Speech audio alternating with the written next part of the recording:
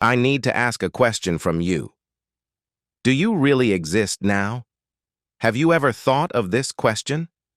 It sounds like a funny question, right? Do you really exist? And do I really exist now? This was a question that was asked from the Buddha on point. But the Buddha refused to give any answer to this question, but they kept silent to this question.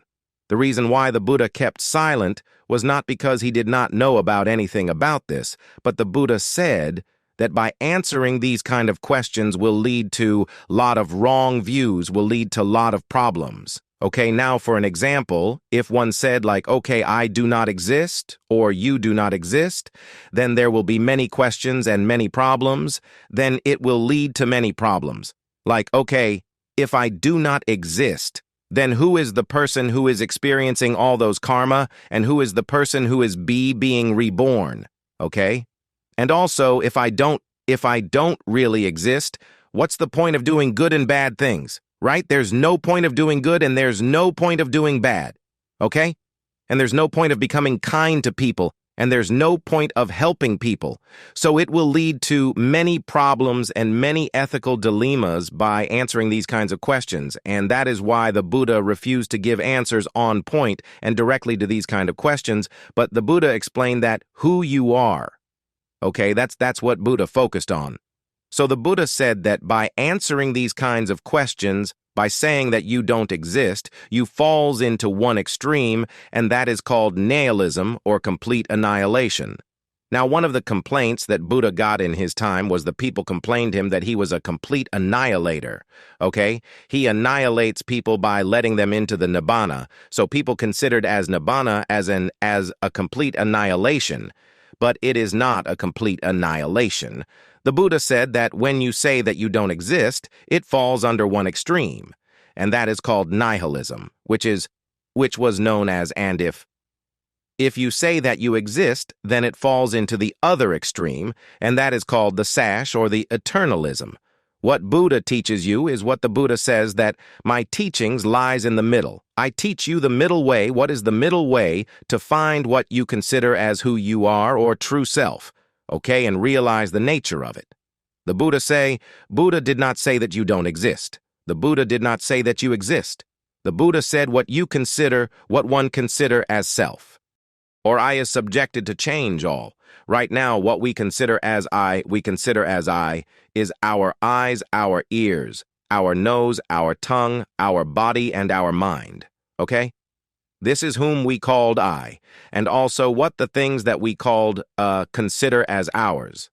The things that we see, the things that we hear, the things that we smell, and the things that we taste, and the things that we physically feel, and the things that we think. So all those things together we called as I or my things, okay, myself.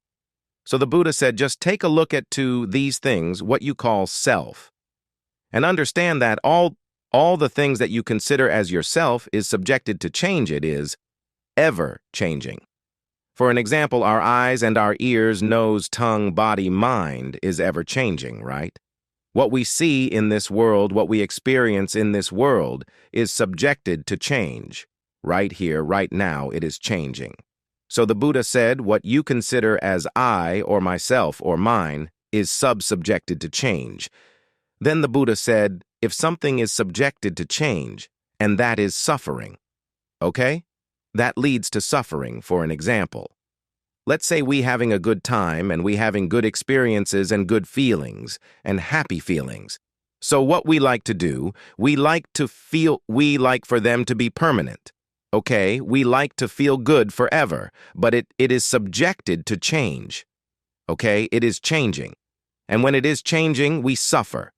And let's say we are having a bad experience or difficult experience then with what we think is okay, this pain, this suffering is going to last forever, but it is also subjected to change. So that is why the Buddha said what you consider as you is subjected to change. And if something is subjected to change, it is suffering. And then Buddha said, if something is suffering, should it be considered as mine or I or myself? Turns out it is not why. Because if something is suffering, we should not consider it as ourself. We don't like to consider it as ourself. Because as human beings, okay, as beings, we all like to be happy, not to suffer, okay? And that is why the Buddha said, Buddha did not say that. You do not exist. The Buddha did not say that you exist. The Buddha said what you consider as yourself, what you consider as, I is subjected to change and it is suffering, and in then as it is suffering, it should not be considered as self. Now this whole concept is called anatta in Buddhism. Anatta, the word anatta is oftenly translated as no self, but rather when you take this word no self, right? It gives the meaning that you don't exist. That is why many people say, okay, the Buddha said that you don't exist. No, Buddha did not say that you do not exist.